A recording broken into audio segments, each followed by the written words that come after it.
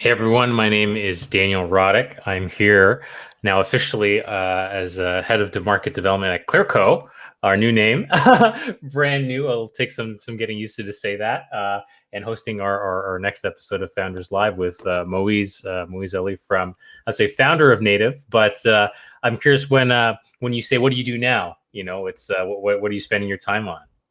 I like to say I'm unemployed, and I I wish love it. that were more true than not true. I'm spending my time on a bunch of random things. I'm investing in some startups. In fact, I just wrote a check this week to a company called Cadence.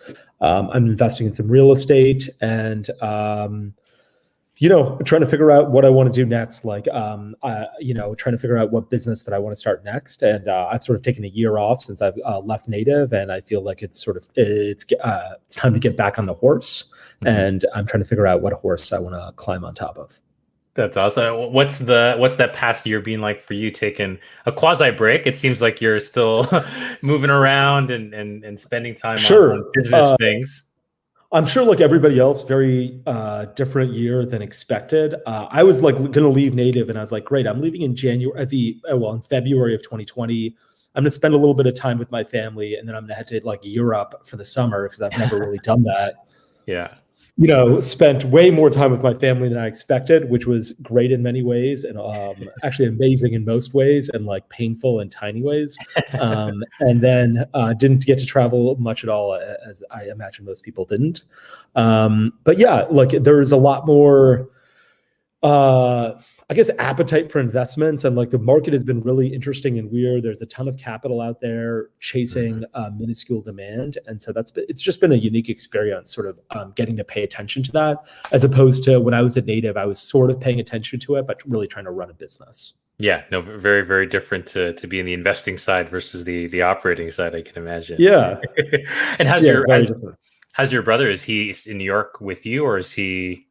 He's not. We're both living out of suitcases, basically. I think we'll both relocate once COVID is completely settled down, or settle down a little bit more than it has. He was in New York a few weeks ago. He's in LA for a couple of days, and then he's going to be in Dallas spending time with my parents later this month. That's awesome. Well, maybe I'd love to segue there. It's you moved to the U.S. At a young age with your family, and really we host these conversations to kind of come from the start and just tell those stories to other people that are watching. And I'd love to just start there. What was life like growing up when you moved to the U.S.? Paint us a picture of where you were, what your family was doing. Sure. I was born in Pakistan. We moved to the United States when I was 3. I remember finding my passport recently from the time that I was basically the passport that we used to come to America. And we traveled on Yugoslav Airlines. And I love it. I was like, I would never fly. My dad's from Yugoslavia, so I'm sorry. What's that? I'm half Serbian, or I'm half Yugoslavian. My dad is from former Yugoslavia, so I had no idea. For supporting my homeland. Well, I can tell you, I would never fly on Yugoslav Airlines. Probably a good choice. I cannot believe that we did this. Like, Dad, weren't you didn't you care about your family? But in any case, I moved to the U.S. when I was 3. And I imagine a lot of immigrant families, like there was a bunch of immigrant hustle in mine. My parents have always been entrepreneurs, or my dad really has been. And so, he owned a textile business when we moved to the United States. In fact, that was the reason that moved us to the United States. And so he was running that for a few years. And at some point, the way he tells it, I was too young to really know what was going on. He's like, look, the Chinese manufacturer started importing textiles to the United States. He was importing them from India and Bangladesh. He couldn't keep up, or he couldn't compete with their prices. And so his business went under. And that was probably in the maybe early or mid 1990s, or probably like early 1990s, probably around 1993. And that was a really scary experience because we were basically like, we don't know what to do next. Mm-hmm. And there were crazy stories. I still remember he had like people come and buy textiles from our garage. Sometimes my mom and I would drive to a hotel or a car wash and give them samples of textiles in the hopes that they would buy our product. It was just random experience, I guess, or fleeting memories from when I was like 5 or 7 years old from that business. Mm-hmm. 1995 comes around, so we're like living outside of Chicago. 1995 comes around, we all moved down to Florida. We drive down there in my mom's my parents' 1989 Toyota Corolla, and my mom, my mom is a classic immigrant driver, and by that I mean she's not the best driver in the world. She's driving 40 miles an hour on what must have been a 70 mile per hour highway, and we're driving in like the middle lane, and behind us it looks like Moses is parting the Red Sea. Like cars are going like this. It was nuts. I still remember sitting in the back seat and like looking at that. We had a Game Boy. I have my brother, sister, and I were sitting in the back seat, and we just take turns playing Tetris on the Game Boy. Moved down to Florida. My parents bought, we were trying to buy a gas station, either a gas station or a convenience store or like a Dunkin' Donuts. And so we spent one summer like looking in Texas and didn't find anything. The next summer we drove down to Florida, and we ended up just moving to Florida and still not finding anything. And, I remember school was about to start. And so what happened? So school was about to start, and, we were trying to find a place. We were trying to register for school, or my dad was trying to register us for school. And what happened was they're like, look, you can't be living in a hotel with kids. And so we signed a lease in an apartment, moved into that apartment building. We started school. And then one day we ended up, my dad was still searching for gas stations and convenience stores. One day my dad came home, and he's like, I was at an auction and I randomly bought a gas station. At this point, we'd been looking for 2 years. So the hope, there wasn't a lot of hope in us trying to find one successfully. He goes to this auction, and really the story that he tells is he was trying to outbid somebody else. He was at this auction, and somebody was getting this gas station for a really cheap price. So he just wanted to raise the prices. Like, this guy's getting too good of a deal. Yeah. And that's how it started like that. And then the guy just stopped bidding, and my dad ended up with a place. So that was in 95, started the store, bought a couple more over the next 10 years. And so by 2005, we were running 3 of these places. And so that was sort of the background. Where did your dad originally get the money to buy the gas station? Because you sounds like you stopped doing the textile business, or you're traveling around. How did the Great question. Great question. I'm not entirely sure. I think what happened was we sold our house in Chicago and used the equity from that place to buy the store. The store cost $170 in 1995, so it wasn't $170K. So it wasn't today. Gas stations are much larger. They'll have 30 pumps, 4 registers. 60,000 gallon tanks. A lot of things that. When you're in the business, you just start seeing where the money would be in a large store, and you're like, look at this racetrack. This racetrack must have cost $3 to $4 million to build. Ours was $170,000. It was not, a fancy place by any stretch of the imagination. Yeah. And so we started running that, and I crazy stories. I still remember us not wanting to spend a ton of money on inventory, because we're like, is this going to work? Is this not going to work? What if, should we spend $25,000 stocking this place? What if it turns out that this isn't a good investment? This $25,000 is going to go out the door. We didn't know anything about alcohol or cigarettes, and my parents didn't participate in those vices, and so they were like, what are we supposed to buy? How do we stock a store? If you ask me, I'd be like, I know exactly what you should stock. Because my parents were like, we've got no idea, and so a lot of dumb ridiculous learning curve in a really hilarious way. Looking back on it, I wish it was a TV. I wish there was a Netflix show about how ridiculous an experience is like that for an immigrant family. I can imagine. I mean, so did they put you and your brother and sister to work? What was the? They did. Particularly, well, yeah, they did. Particularly my brother and I. A great learning experience. Inventory management. I remember when I was 18 years old.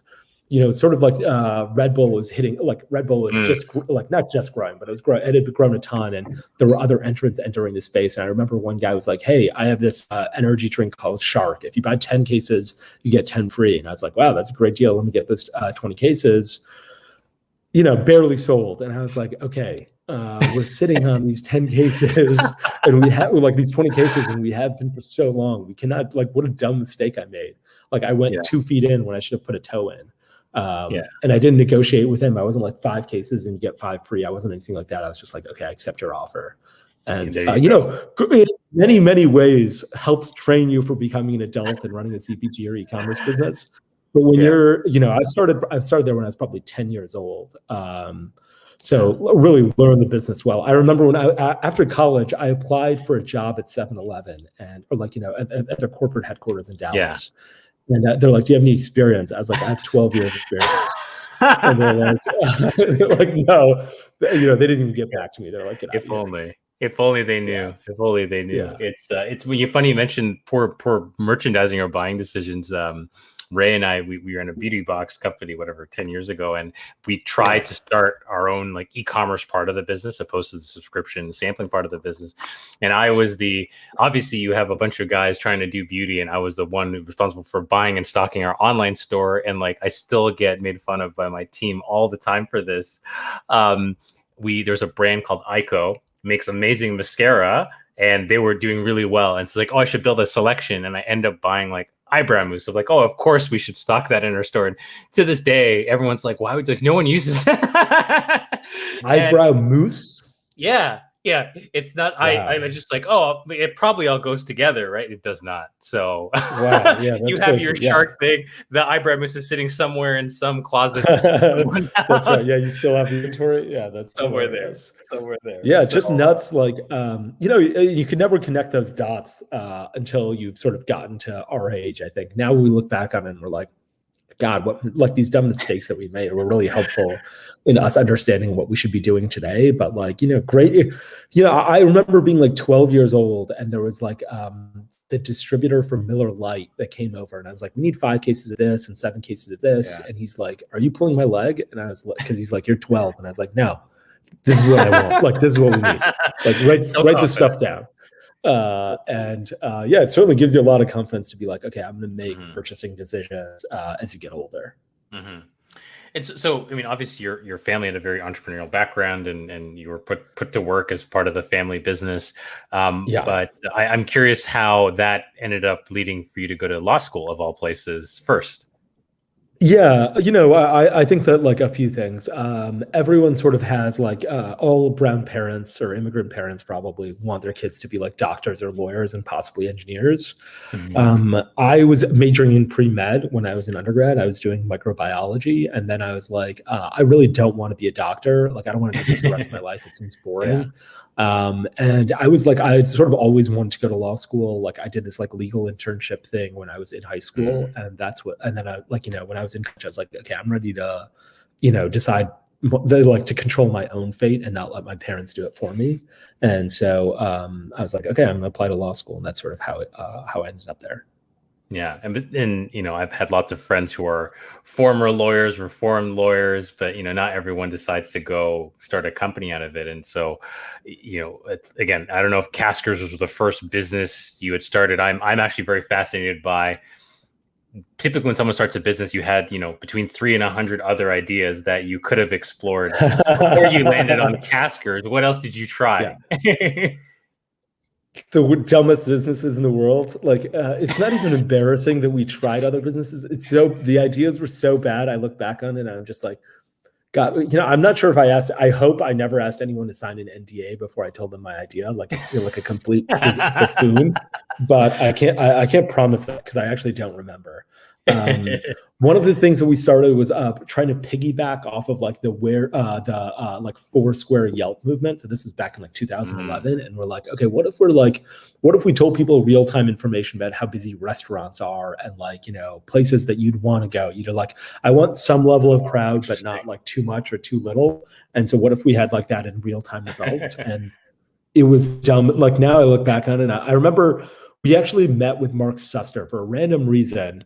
My co-founder's brother-in-law was like, hey, I know Mark Suster and he wants to meet you guys because he hears that you guys want to be entrepreneurs. He was in New York and had like a spare hour.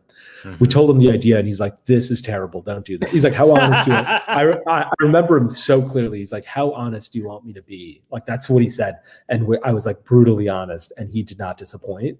And it was brutally honest. And afterwards I was like, I almost cried, I remember. And I was like, okay, I don't think we should start this business. And then I started walking around and thinking about it. And I was like, I would never use this thing.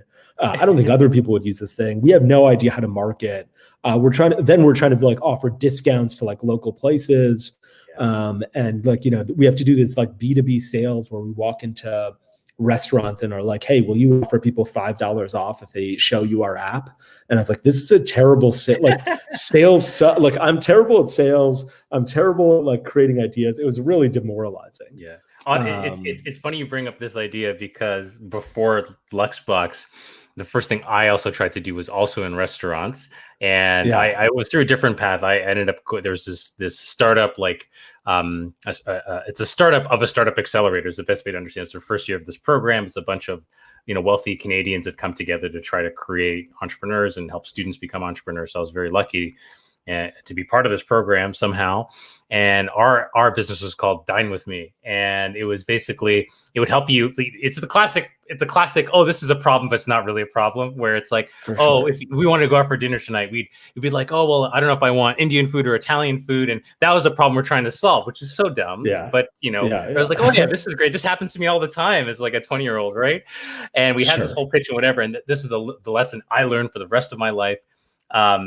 We did the dumbest thing of not talking to customers first, but we was like, let's build the product first and then we'll show it to someone. And I had the most depressing day of, I went just down this row of restaurants in Toronto one day, kind of a month or two into working on it. The program is only like 5-6 months we have, right? So it's like not a lot of time.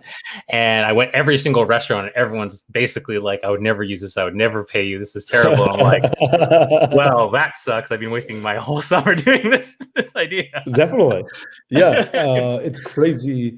You just don't know what you don't know. And I mean, to be honest, like, I'm sure it's a great learning experience. Like, you need to run into a couple of brick walls in order to be like, hey, I'm making mistakes and I need to like be more humble and realize, hey, my first idea or like the dumb problem I want solved may not be a problem that's like monetizable or that is, ubiquitous. And so you got to run into a bunch of brick walls, and we ran into a big one. Ours was called Where To.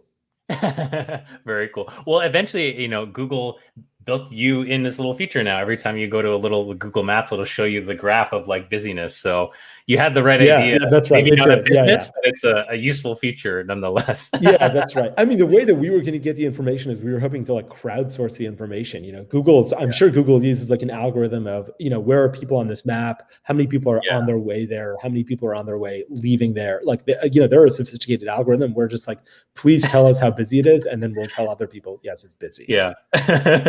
So stupid. So where to doesn't pan out, but you eventually land on Caskers. So that's right. What was the origin of this idea, and how did you get that started? Yeah. So this, again, 2011, 2012, we're in like the heyday of Groupon, Living Social, and really Lot 18. And Lot 18 is doing this for wine, and we're like, let's go do this for hard alcohol, and that's sort of the genesis of Caskers. We try and find out whether shipping alcohol over state lines is legal, and we're like it's a very unclear. We're like, there's a lot of states that don't allow it, and those state laws don't seem to be legal. Like, those state laws seem to violate the U.S. Constitution, so we have no idea what's going on. But we're like, screw it, let's start. And so we start, and day one, it was June 18th, 2012. I still remember it.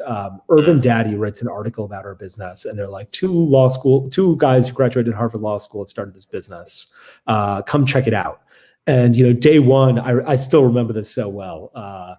First customer is this guy from Google, and he, we mess up his order. But like, by the end of the day, my co-founder and I are giving each other high fives. We've hit like $7,000 in revenue. We're like, wow, this is going to be a real business. And then we do exactly what Groupons and Living Socials of the world do, which is we try and feature new things every day, send out emails every day. The way we have, our marketing budget is zero. The entire time we run this business, we don't spend $1 on marketing. The only way we get customers through the door is somebody writes a press article about us. We get on Bloomberg TV. We're on TechCrunch. People sign up for our site. We email them every day. I'm not even looking at things like open rates. I'm not looking at things like, conversion rates. I'm just like, send emails, get revenue. I'm like considering product. I'm like, okay, these are the products that work and people buy. These are the prices that people will pay. But like, I'm not looking at a lot of stuff. Like, I'm missing a lot of information that I should be looking at. I want to put that on a t-shirt for all the email marketers. Send emails, get revenue. That's right. Yeah.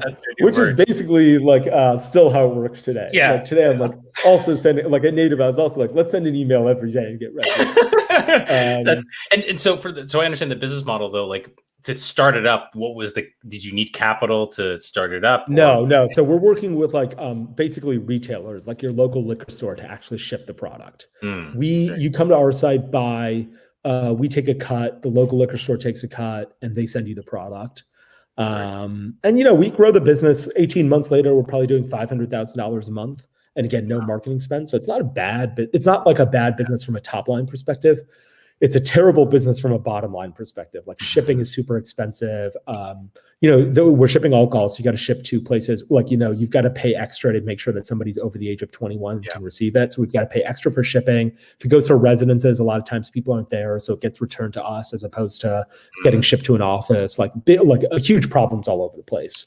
So bottom line's like 10%, maybe even less than 10%. Yeah. But for the logistics, so did you have to figure out like a shipping process for the stores, or you just relied on them to ship and you had to pay them? You have to cover the cost, obviously, right? Correct. That's exactly what we did. I remember the prices were like, okay, for one bottle, we pay $15, like a pick and pack fee. For the second bottle in the box, we pay an additional $3. That covers the box, the postage, all that kind of stuff. So ship 2 bottles, 18, 3 bottles, 21, ship 1, 15. Yeah. Got it. So that business grows nicely. We get to a point where I'm like, I don't know what's like, what are we going to do with this business? We're not even sure everything we're doing is completely kosher. Turns out everything is. So, there's a Supreme Court decision that comes down in like 2018, 2019 that basically destroys all the state laws that were telling us that we couldn't do what we wanted to do. But like we end up selling the business in 2013, so well before that court case, to like a family office based in Atlanta. Very cool. I mean, you're almost like the early pioneers of what now is Drizzly. Like I use Drizzly all the time to ship stuff. That's right. Yeah, that's right. Not deal focused, but it's a much better outcome. Orders of magnitude, a better outcome. Oh my God. It's always very funny when you have, I don't know if you ever had a chance to talk to them or anyone doing that, like one-to-one. I've had this experience where we're at Clearco now, we're trying to fund a beauty box company. And like they are doing in the tens of millions and very, very successful. And we're like, wow, you guys executed 1,000,000 times better than we could have ever done. Yes, absolutely. We made a ton of mistakes, and we had no idea what we were doing. We raised no money, and so we didn't have like smart people around it. Like we couldn't call people. I remember there was this guy that we were trying to invest it. We were trying to raise money from him, and he's like, "Do you know who Gary Vee is?" And I was like, "No." And he's like, "Okay, I can't invest in you guys because you guys don't know who Gary Vee is." That was like the most. I still look back on that and I'm like, what an asshole that guy is. Like he's reached out to me a couple of times and I intentionally ignore all of his emails. But what an asshole. But in his defense, we also had no idea what we were doing. Yeah. But you still I wouldn't have invested in us, but like not investing in us for not knowing who Gary Vee is crazy. Yeah. Well, I just like it's given what you were doing, I was just like, Gary probably would have invested in what you were doing. That's right. Guy, right. That's right. Yeah, that's probably true. Yeah. So anyway, so you sell the business, which is, in and of itself, not every founder gets to say they do that. I always say it's definitely the hardest deal you ever do in your life is selling the business to someone else. It's the biggest transaction probably you'll do. But what makes you want to try again versus, enjoy it? Yeah, sure. Jump into something else. Yeah. So first deals for like, I think it was like 7 million. So, and I've got a co-founder. And so, it's a great, don't get me wrong. Like, it's fantastic amount of money, more money than I know what to do with, and probably, more money than I had still spent, but like a lot of money, but I'm also like, this is great and buys me a lot of time to figure out what I want to do with my life. But it also isn't like, this isn't something that I'm like, okay, great, I'm going to retire on this. Maybe if I'd been like on those Reddit subreddits where they're like, financially independent, retire early, I would have been like, great, I got enough. I'm going to go buy an RV and like we're all set. But I wasn't sure that was a movement. And so I was like, this is going to buy me some time and I'm going to start another business. Yeah. And the exact same, it took about a year off. Same thing happened. I was like, okay, I'm going to start a different business. I was going to create like kayak for home loans. So basically put in the house that you want to purchase we will find you a mortgage. We'll like sync up with your bank accounts. You don't have to provide bank statements and income statements and all that kind of stuff. Verify all of your credit information and we'll also refi you automatically. Interest rates are low. Great. We already have your information. Let's refi this. Same thing, I talked to some people and they're like, yeah, this is a good product, but this is a sophisticated product and you don't know what you're doing. And I was like, well, we'll see. I'm still running. Yeah. Started doing it, and believe it or not, it's like generated a little bit of revenue, but I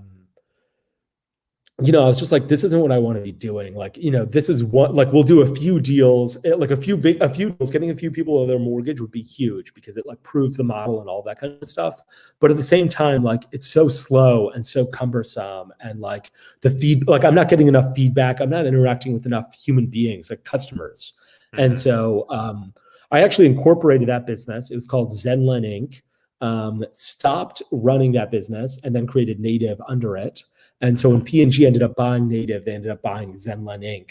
And now a bunch of subsidiaries at P&G are all P&G's trying to start a bunch of new businesses. They're all under Zenlen Inc. And I'm like, do you guys, this is a failed business? If an attorney's like, why is this subsidiary called this? No one will know the answer except me. Oh my God. Yeah, whoever had to structure that transaction, we had that with our last company, was this legacy business that it kept on getting incorporated, amalgamated, broken apart, whatever. For you've got one of those flow charts. Yeah, no, it's insane. So Native, I love the story of obviously how it started, but how you got your first set of inventory and you found the formula. I'd love if you can tell any part of that you're willing to share. Sure. Yeah. It happened in a few, so what happened is I went to Etsy and I would started messaging a bunch of people and I was like, who would private label their deodorant for me? Because I wanted to get in the category. So a couple people, 8 people said, yeah, we're willing to, or something like that. I bought all of those products and I was like, this is the winner. Actually, I was like, this is the winner. And then I contacted that person and they're like, actually, we don't want to do this anymore. And so I was like, you are not the winner any longer. This is the one I've always wanted to make. So this woman from Etsy starts making the product literally in her home in Southern California, and she's making it in her hobby room, and she's making our first PO is for 100 units, and we start selling the product. We put our site up on Product Hunt. Day one, we get one sale. We're on the third page of Product Hunt, and I was like, I'm not even going to order the 100 units. I'm going to refund this guy. Forget it. It's over.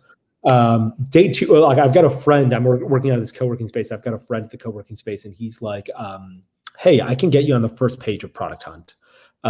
Give me one, tomorrow. And I was like, okay, well, let's do that. And so he gets me on the first page and we get 60 sales. And now I'm like, my 100 unit PO doesn't sound so ridiculous. Mm-hmm. So I place the 100 unit order, ship it out to consumers. And, there were Product Hunt was so good at the time. I don't know what it's like today, but founders of major companies and their siblings were purchasing from us with famous last names where I was like, oh my God, I cannot believe you I can't believe that. And, I started emailing all of them after they buy the product and I'm like, or they get the product. And I'm like, what do you think? And everyone's like, this is terrible. This is the worst deodorant in the world. And so we're like, okay, great. We're still selling and we're selling about 500 units a week. Our repeat purchase rate's 20%, somewhere in that range.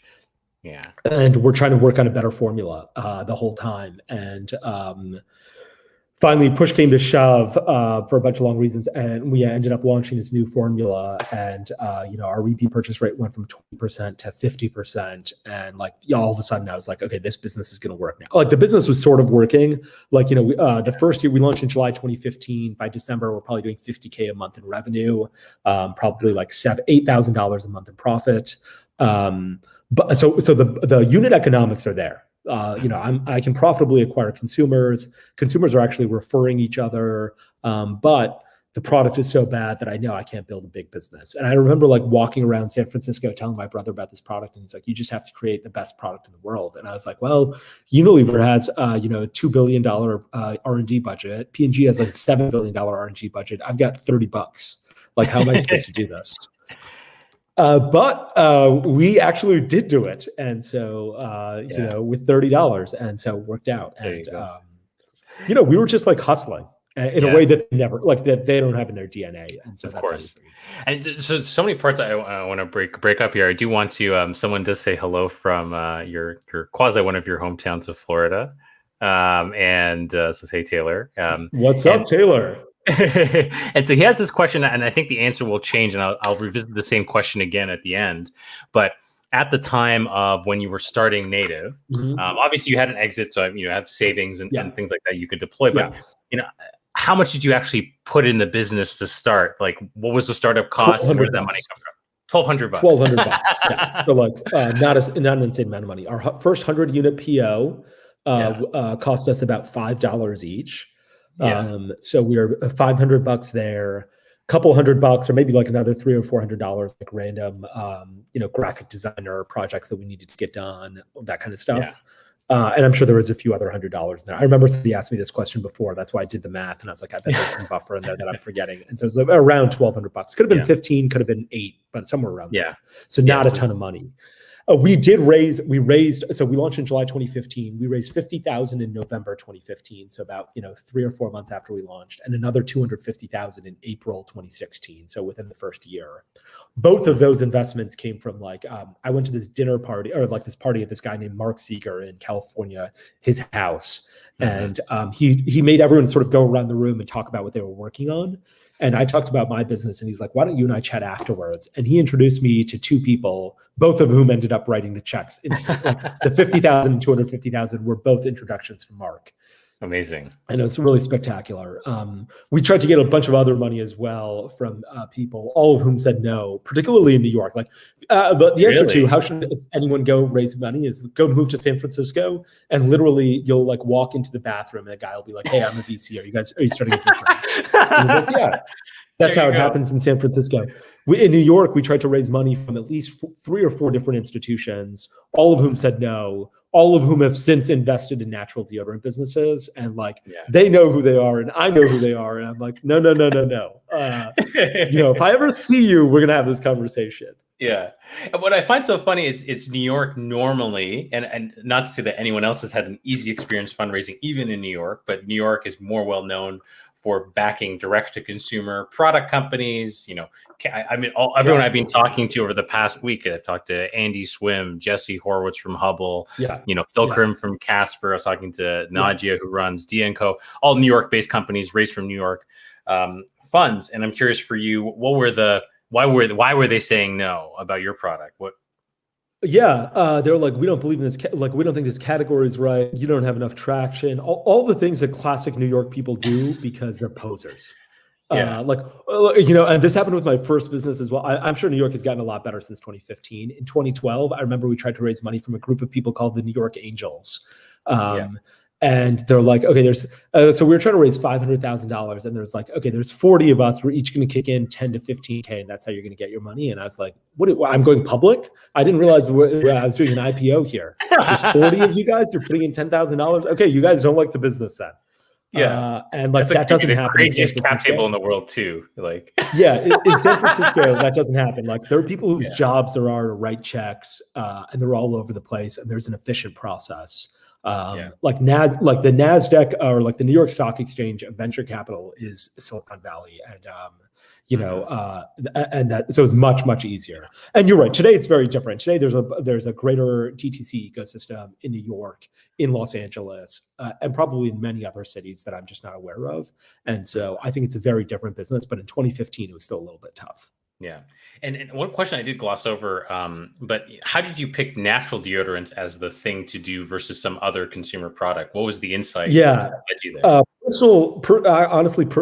Personal desire. My sister was pregnant and she wanted to use a natural deodorant, using, I don't know. Today I use sunscreen every day. Back then I was just using natural deodorant every day. And I was I was using Axe. I'm sorry, I wasn't using natural deodorant. I was using Axe in 2014. And I was like, these ingredients, I can't even pronounce one of the words on the back of this thing. This cannot be good. And so that's the genesis of it. Got it. So Native gets up and running, and there's some interesting tidbits along the way. Specifically, as you A/B tested the product, I thought you set that up really, really well. Where under each, can you talk more about like you have your SKUs, Yeah, but sure. then you subtly kind of like you looked at tell us more about that. Yeah, sure. So initially, when we were really small, we sent out like 2 different versions of the samples that we were creating to our customers with like, blind, like, no information about ingredients. And we're like, which one of these 5 do you like the most? And like, there were customers that were just like, responsive and kind and wanted to see the business succeed. And so they'd be like, I like this one the most. And so we were doing it on a very small scale, but like, very one to one. By the time we were grown up, I remember we'd send 10,000 or 20, we'd be like, these are 20,000 email addresses this week of new customers. Let's break them up into an A group and a B group. We'll send the A group one formula and the B group another formula. And we'll monitor their reviews after about 5 to 6. We'll monitor their reviews after 4 weeks, their repeat purchase rate 6 to 8 weeks. And we should have an idea of whether the difference in formula is material or like statistically significant and which formula is going to win. And so, believe it or not, when we launched into Target, P&G had just acquired us, and they're like, we have the best formula in the world for natural deodorant. We just didn't have the brand, and now we have the brand and the best formula. You get rid of your formula, put it on the sidelines, put our formula in. So we made a bunch of deodorants, and we put all the first generation of deodorants that sat at Target, like the first PO was basically their formula. We were less confident than they were. And so we're like, we're going to A/B test this. And sure enough, their formula lost, and it wasn't even close. Like within 3 weeks or within 4 weeks of like looking at reviews, actually even before that, like I started seeing the customer service stuff, and I was like, this looks bad. Like every time I'm doing customer service, I feel like the people who have problems are the P&G formula and not our formula. So it's really a gut instinct thing. And then like, it's gut instinct early on. Then we're like looking at reviews, then we're looking at repeat purchase rates, and we're like, this isn't your formula isn't even as good as I think the first formula that we had. That we're like, this is a bad product. And so we soft transitioned everything at Target back to our formula. Like, we changed all of it, and then we went back to like the product that we were selling. Well, this is Kim is just a comment. She's a loyal viewer of this show, and so another great example of that. Definitely Kim. I think it's hustle and DNA. Like Kim, these guys like. I think about the guy who runs like Pampers at P&G, and I don't know who he or she is, but they're managing what must be an $8 billion P&L. Like Pampers is ginormous. Tide is ginormous. Oh my God. imagine like the skill set to walk into a place and be like, yeah, I can manage an $8 billion P&L. Like you probably have, $400 million or $1 billion, depending on what you're doing for marketing. If you gave me $1 billion to market native, I'd have no idea what to do. Like I'd be like, okay, let's bury $900 million with like the next year because I don't know what to do. But these guys are like, great, we need a 1.1 billion, and I'd be like, I can't do anything with more than like 200 million bucks. And so it's just a different skill set. And they're stewards of fantastic and amazing brands, and they're very good stewards of those brands. But they're not. They don't have the DNA to say, "Hey, let's start something new." Like that's very difficult and different. Mm-hmm. Well, I think there's some other interesting things too. Of so you sold a business for $100 million, right? Yeah. And the team was very lean. So at the point when you sold the business, like who was full time on the team and who was doing what? 8 full-time employees, 5 in customer service, 1 in ops. 1 in actually it must have been, maybe it was 4 in customer service now that I'm thinking about it. 4 or 5 in customer service, 1 in marketing, 1 in ops, me, and there was another person who sort of helped me do a bunch of who was my second set of eyes on everything that I wanted to do. Yeah. And for how long were you doing all the media buying? Until February 2020 when I left. I was unable to replace myself as a media buyer for many, many years. So this is I tried to. What date did post acquisition? I'm still doing it. Post acquisition, I'm still doing that media buying. Wow. So did you ever work with agencies, or what was the setup to do that? We worked with an agency to help us with Google AdWords. And I've seen a bunch of Facebook ad agencies or a bunch of agencies claim native's ad work. And so I'm really surprised to see it because I'm like, I thought I did it. And I know you didn't do it because you didn't have access. Like in fact, I was the only person with access to Ad Manager on Facebook, on Native's account until like 6 months before I left because I didn't want to turn over the keys. Yeah. I was just like I wasn't ready to turn over the keys to anyone, and so I'm doing all the media buying except Google AdWords, which I still don't understand how to do. But I'm doing all the Facebook buying, the Pinterest ad buying, Snapchat like is up and down, but I'm doing some of that. And those are our big marketing channels. But like, then we had, now we have like, people, like, I shouldn't say it was only me, like post P&G, we were doing, TV ads, and that certainly wasn't me. We were doing, direct mail, and that wasn't me. That was great people on our team. We were doing YouTube influencers. That wasn't me. That was great people on the team. Like we had fantastic, all of the other people that we had on the team were fantastic at doing what they were doing. They weren't doing Facebook ads, but they were very, very good at what they were doing. Mm-hmm. Yeah. Well, eventually when you go into Target, into store, that's like a whole other, the CBD team at Procter, I assume, is taking care of those kind of things, right? Yeah, there's a lot of like, when we go in, like we're still running the media buying for, getting people into Target. We're still, deciding what scents to launch in there ourselves. We're still creating end caps that we're launching into Target as well. So there's a lot of like, we're lifting a lot of the weight, but the brand is doing most of it. Like people love the brand. What's crazy is like even like sometimes I'd be like, this is a tough decision. I'm like, do I make this? Do I go in this direction and try and make a lot of money and maybe like do something? Like I'm not sure if this is best for the brand, or do I go this direction? And I'm like, this is positive. This is definitely what's best for the brand, but it's going to cost a ton of money. And we'd have these town halls, and everyone would like yell at me in such a way that they're like, you obviously have to do what's best for the brand. Screw your P&L. And I was just like, Jesus, they're all like, there's 7 people that I'm around all day, and they're all yelling at me. And I was like, all right, fine, you guys win. And like, I can't, like, I don't understand how we found so many people who are so passionate about the brand they were working at. I don't know how to even today, I think like, how can I replicate that? And I don't know how to be able to do that. Like that was something special and some like pixie dust that, I don't know what I can find again. If there's any trend I've noticed in even just in the small sample size of people I've been talking to just this year, never mind all the other conversations I've had over the years, there's something very unique. Like I'll give you an example of one that I talked to, is the CEO of Barry's. And this is even pre-COVID, and the business has still been doing relatively well, given none of his studios are open. The entire business is grown. You would love it. Like no paid. There's no like running Facebook ads to driving to studio. It's literally all community and product. Just like you are the one doing customer service and thinking about the formula and doing the ad buying. Joey, who runs Barry's, he still teaches classes every week, and no one knows he's the CEO. So he gets his own version of testing and real-time information.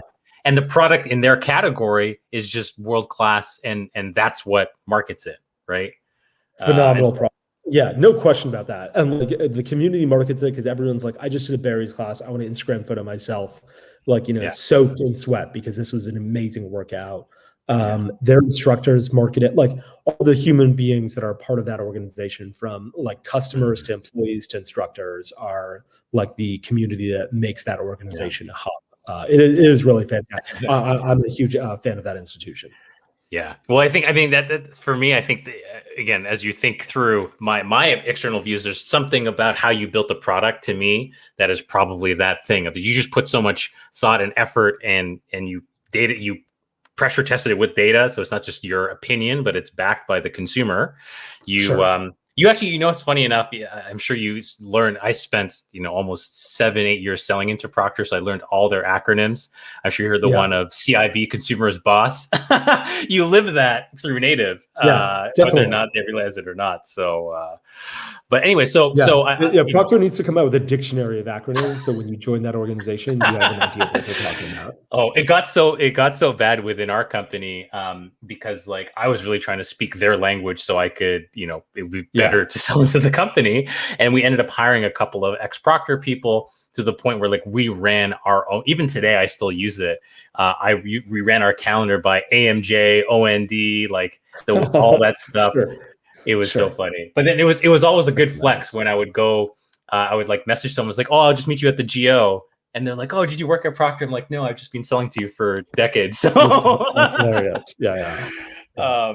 So as we're kind of coming up on time, I wanted to talk through just the thought process of selling the business and like what made you decide, hey, it's time to sell. You're running a very lean team, so I assume lots of profits that you could have just sat on and harvested.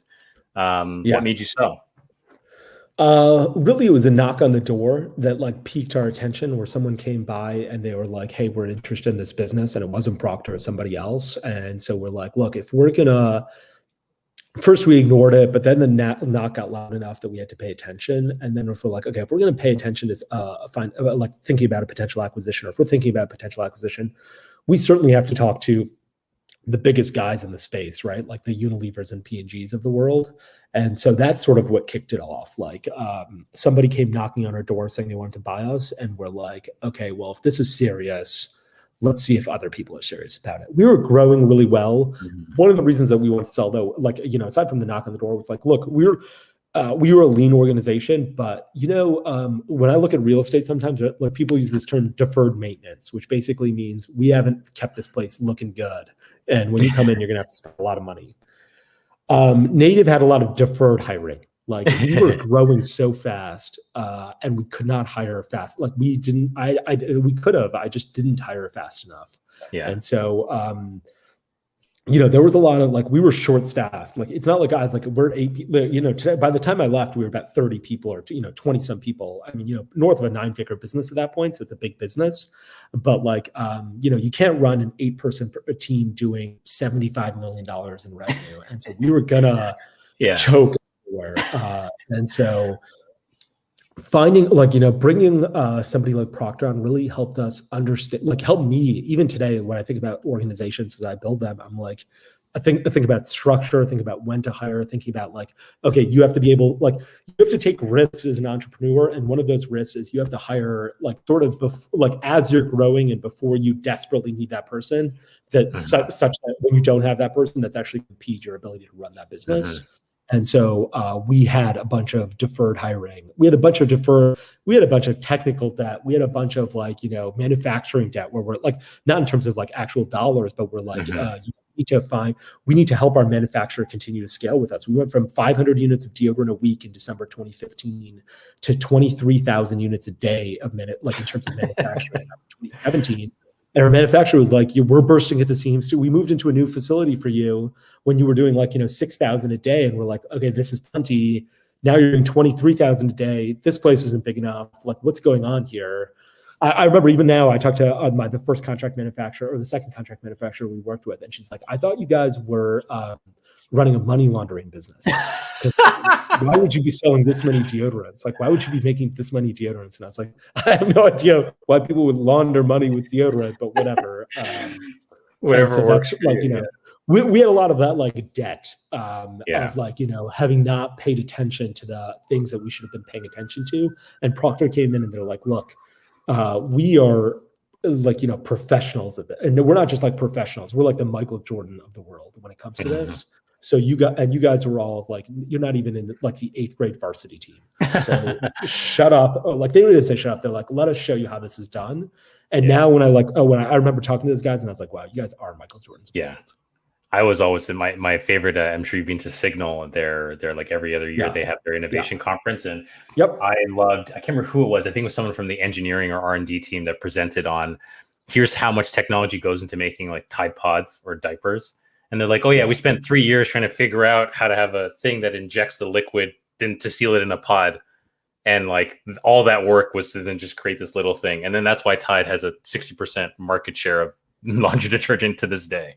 Definitely. Yeah. Like think about Crest white strips. Like who thought you could whiten your teeth at home like this? And I remember I met the guy who created Crest white strips and they're like, this guy has got an internal award at P&G, which is basically like the Nobel Prize of, inside P&G, where he's like, he did like, there's been 8 of these given in terms of like, step changes in R&D that like advance humanity, within P&G at least. And like he got one of those prizes. And I was like, 30 years ago or 20 years ago, when people have thought about Crest white strips, and then you think about them and you're like, wow, this is pretty special.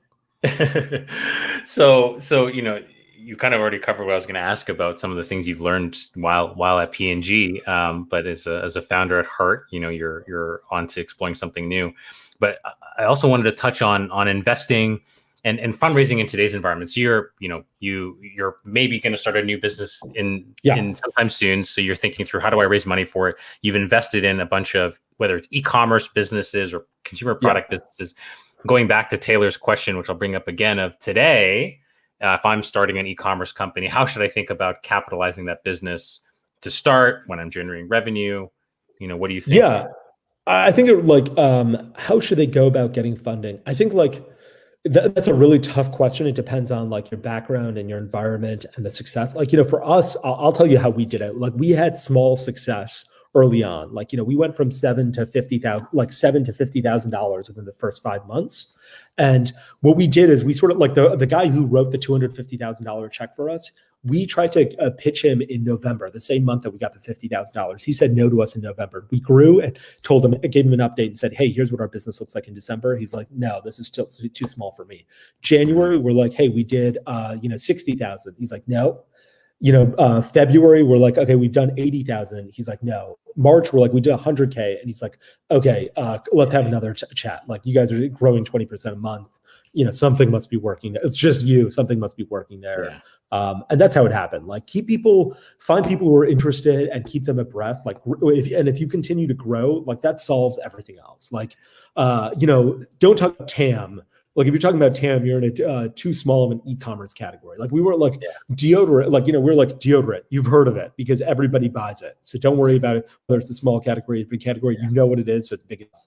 And here's our growth. And they're like, okay, great. So I think growth solves all of those issues. And if you can prove that and do that in some way, that's phenomenal. Even if you can do it through, pre-sales of sort of I know one of my friends is basically created a brand, didn't have any product, started running Facebook ads, started selling some of the product. Then he went to VCs and he's like, look, I did $25,000 worth of revenue on this much dollars in Facebook ads. I created a wait list of I refunded all of those customers that told them we didn't have product.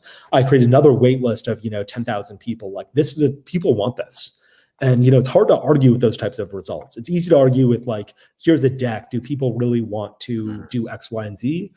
It's very hard to argue with someone saying, hey, I just did X number of dollars. I just did, I was looking at a deck a while ago and someone's like, I did $300,000 worth of sales. I was like, I didn't think that you could do that. I didn't think this category would do that. This product would do that. And they're like, we did that and we're starting out. And I was like, I'm wrong. The numbers speak for themselves.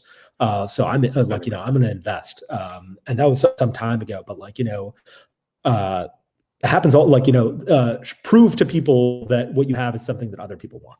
Yeah. Honestly, I wish we were around back then. We would have loved to support you way back. Yeah, that would have been fantastic. Yeah, me too. Yeah. But, and so now, as you're looking at companies to invest into and what do you typically look, and every industry is obviously different, right? So, sure. You can take it how you want, but what are some of the themes you look at in terms of who you're willing to, put money into? Yeah, more I think I'm a little bit more product oriented than most investors. Where I'm like, what are you selling? The product is gonna I think Mark Zuckerberg would have done a terrible job with native, and I would have done a terrible job with Facebook. But he was a great fit for that product, and I was a great fit for native. But I look at product a lot first, and then I look at what does the founder fit into that product. Mm-hmm. So I'm not saying that founders don't matter. I think that's definitely not the case. I think founders are incredibly important. But I'm for instance, I think Mark Zuckerberg would have done a great, a terrible job with a company that bottles urine and sells it online. No one's going to do that. This is a genius guy, but this product isn't a good fit for him, or this product isn't a good fit for humanity. So I look at product, I look at founder fit, and then if you're a serial entrepreneur, or if you sort of run into the brick walls that you and I were talking about earlier in terms of not talking to consumers first, all that, if you've done that stuff first, I'm much more I get much more excited. I remember talking to the Magic Spoon guys, and they're like, yeah, we created a cricket protein company, and that didn't work out because it turns out no one wants to eat crickets. And I'm like, great, you've run into those walls already. You're gonna identify where the boxes are, where these invisible walls are better than people who've not walked around the room. 100%. And so I really like seeing that is just fantastic. That's awesome. So my last question for you, as it relates, whether it's personal or business, what are you excited about next? Are there spaces you're studying? Is there a business you have in mind that you're working on that you're can talk to themes on, what's next for you. I'm excited about CPG. I'm excited about like the guys who make CPG, and I'm excited about like getting more involved in the community. I feel like I've taken a year off from running, like when I was running a business, it was hard to be involved, in the community just from a time perspective. I took COVID was weird for the community because there weren't events, and there were I was sort of trying to figure out how to live my life. So I'm excited that all that's over and I get to be involved in. So super excited about those types of opportunities, just chatting with entrepreneurs and seeing them grow again. Awesome. Well, I really appreciate you taking the time to jump on here and rejoin our little community here. So thank you so much for taking the time, and it was so good catching up. Thanks so much. Yeah, likewise. Talk to you soon. Awesome. See you later, Moiz. Thank you so much. See you guys later. Yeah.